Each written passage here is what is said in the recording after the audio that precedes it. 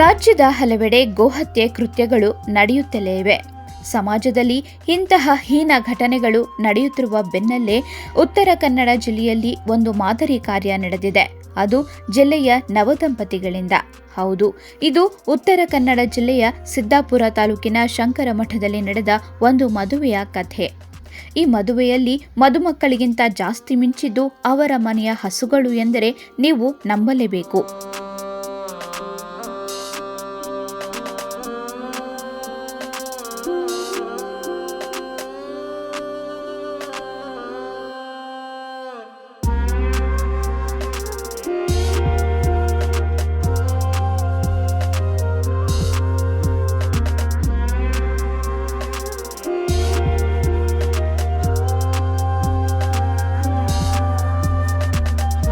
ಉತ್ತರ ಕನ್ನಡ ಜಿಲ್ಲೆಯ ಸಿದ್ದಾಪುರದ ಖ್ಯಾತ ಅಪಾರ ಕ್ರಿಯೆಯ ವಿದ್ವಾಂಸರಾದ ವೇದಮೂರ್ತಿ ವಿಶ್ವನಾಥ ಭಟ್ ದಂಪತಿಯ ಮಗಳಾದ ಮೇಧಾ ಭಟ್, ಹಾಗೆಯೇ ಆ ಸ್ಥಳದ ನಾರಾಯಣ ಭಟ್ ದಂಪತಿಯ ಮಗನಾದ ರಾಮಕೃಷ್ಣ ಭಟ್ ಅವರ ವಿವಾಹವು ಹಲವು ವಿಶೇಷತೆಗಳಿಂದ ಕೂಡಿತ್ತು.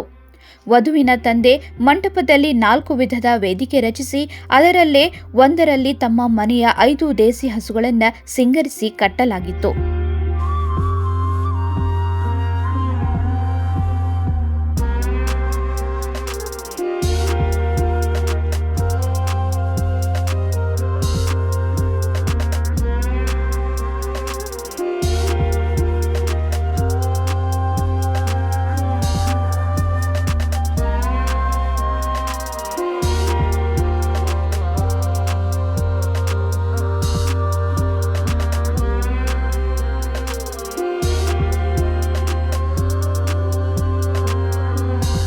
ನಂತರ ಶಾಸ್ತ್ರ ಪ್ರಕಾರ ಗೋದಾನದ ಮೂಲಕ ಮದುವೆ ನಡೆಯಿತು.